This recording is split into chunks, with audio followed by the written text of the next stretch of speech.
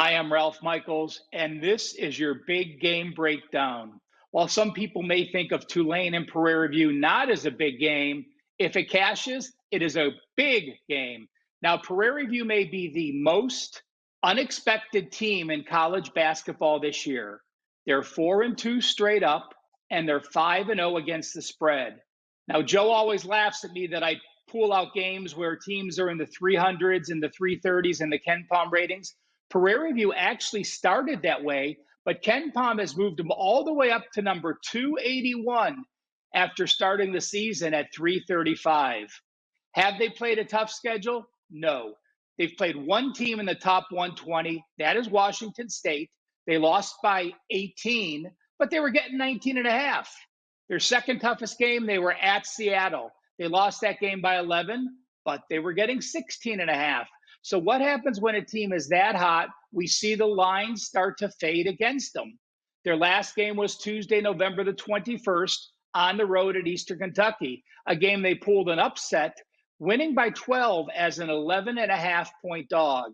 Is this offense good? No. Listen, they're number 346 in effective field goal percentage.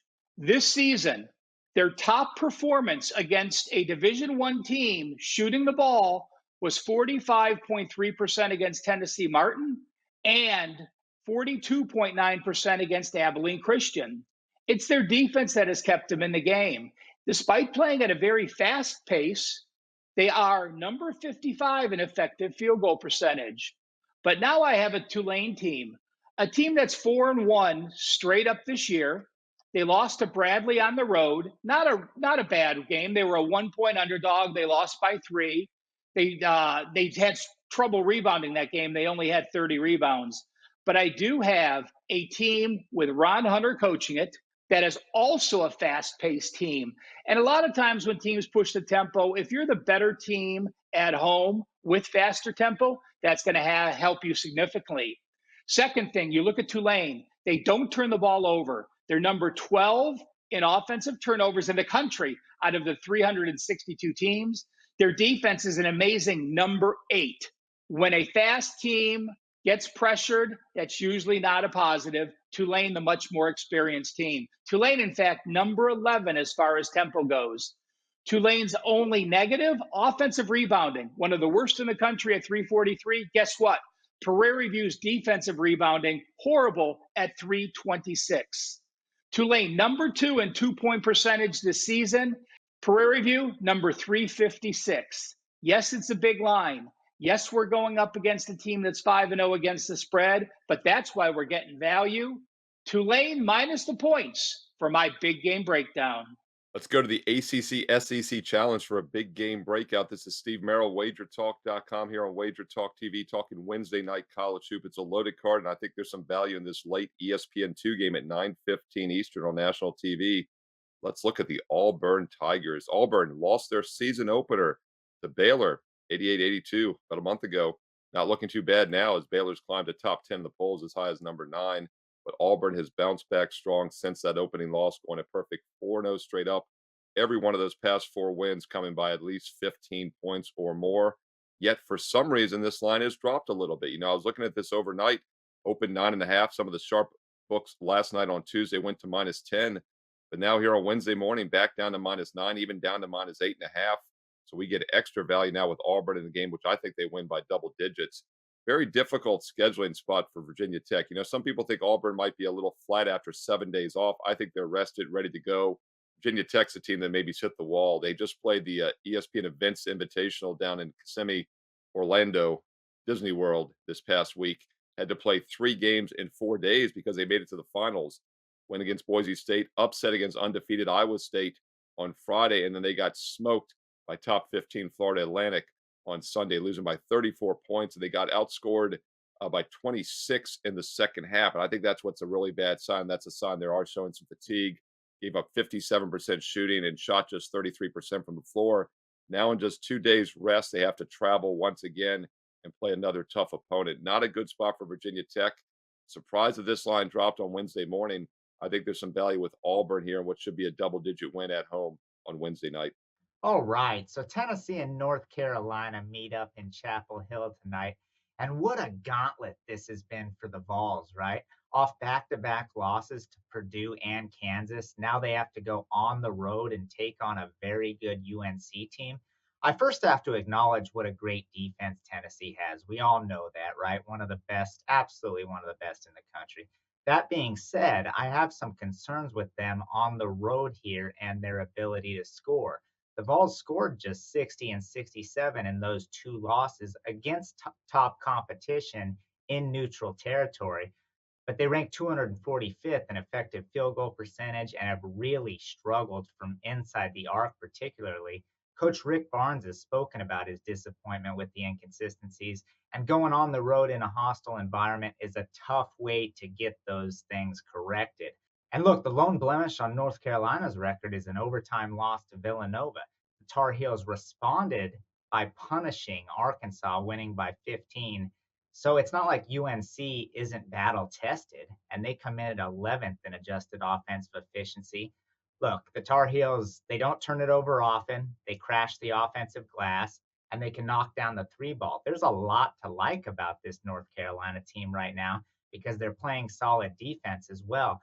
I'm just not sure Tennessee can keep up in the scoring department in this atmosphere on the road.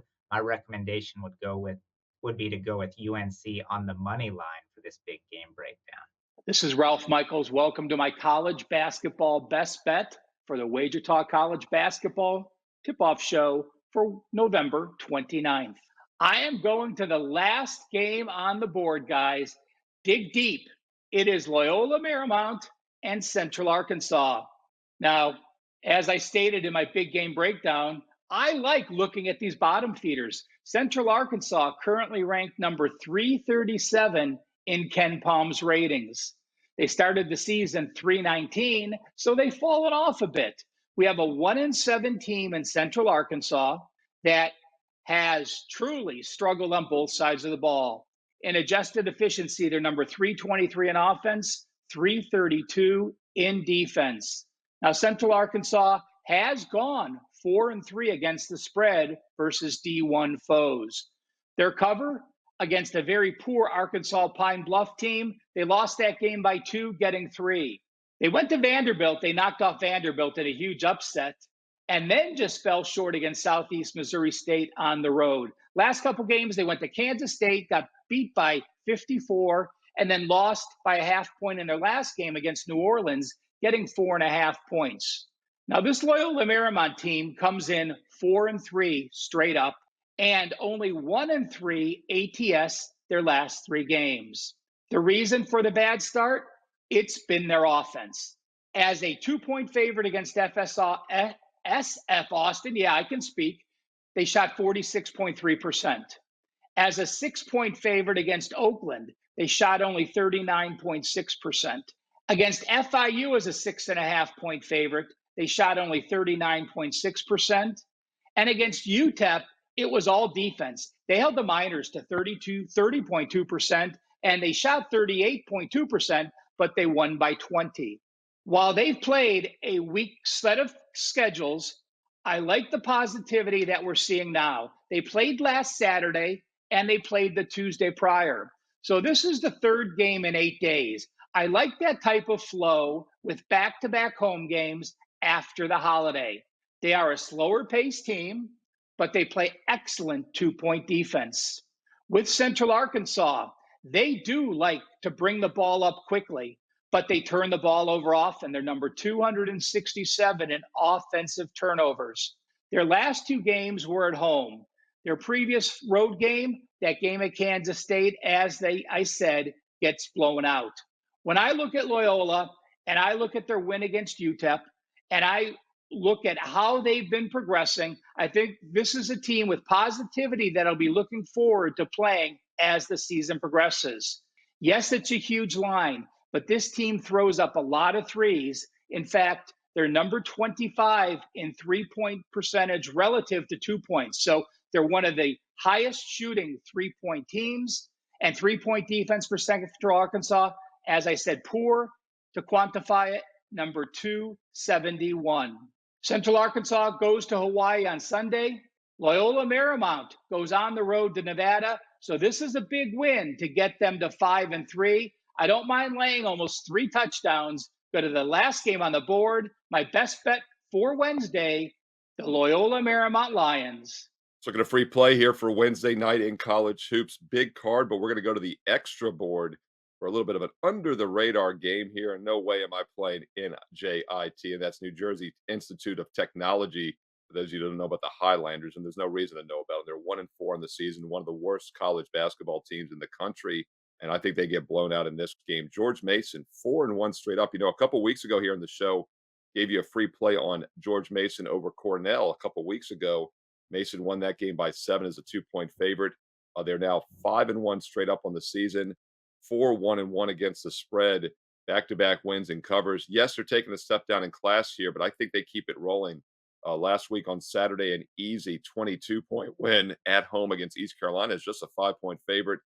And they've really played a tough schedule. In fact, they've been an 11-point favorite or smaller, single-digit favorite or smaller now in 5 straight games, 11 or less in every game this season. So I do not think they missed the opportunity to rout a team at home before they take to the road with 2 tough road games coming up next week against Toledo and Tennessee. And I'm just not sure NJIT, New Jersey Technology, can do anything about it. They do not shoot the ball well at all, just 39% from the field, an awful 28% from 3-point range. And that's going to be a problem because they need to play fast. When you shoot that bad, you cannot score in the half court. You have to play in transition, get some garbage points. And that's something that George Mason is not going to allow. George Mason playing at one of the slowest paces in the country this year. Out of 362 teams, they ranked 337th in tempo. So this will be a slow half-court game. That is not going to bode well for New Jersey Tech since they do not shoot the ball well and have to score in transition. Meanwhile, Mason, solid team from the free throw line, 75% this year from the charity stripe, should help them extend the lead in the second half. And once again, if you're going to play it, I recommend laying it with George Mason -20. That's on the extra board tonight, 7 o'clock Eastern on Wednesday. And don't forget, we are smoking it in all sports. #1 in college hoops a couple years ago, #1 this year, 2023 in the NBA, and #1 in college and pro football sides the past 2 seasons combined. Not a bad time to think about an all sports, all access package this week. You get a special discount instantly on a 3-day, a 30-day, even a full year. I have special promo codes posted for each one of those options. Figure out which one works best for you and get on board right now. Check it out on my page, along with daily free plays.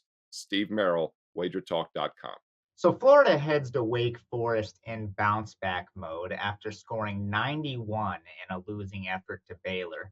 Prior to that, the Gators had put together consecutive wins over fairly solid competition, beating both Florida State and Pittsburgh in blowout fashion. And the reason for the loss to Baylor was quite simple. It was defending the 3-point line. Baylor 14 for 25 from 3. 56%, like that's simply unacceptable. You cannot allow that percentage from outside the arc.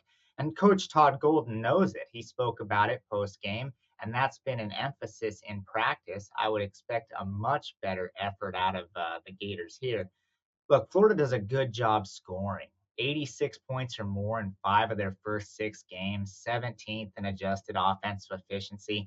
But there's one main advantage Florida has, which is going to be the reason for their win and cover tonight, and that's on the offensive glass. The Gators are the 3rd best team in the nation when it comes to offensive rebounding, an area that Wake really struggles in on both ends of the floor. I mean, they just gave up 7 offensive boards in the second half alone to Charleston Southern, so they're certainly going to have their hands full tonight.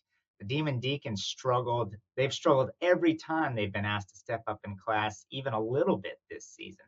Lost to LSU, lost to Utah, even lost to a Georgia team that'll be at or near the bottom of the SEC this season. With an emphasis on 3-point defense, we can expect the Gators to clean up the glass and get the win and cover tonight. Give me Florida in the short chalk roll for today's best bet.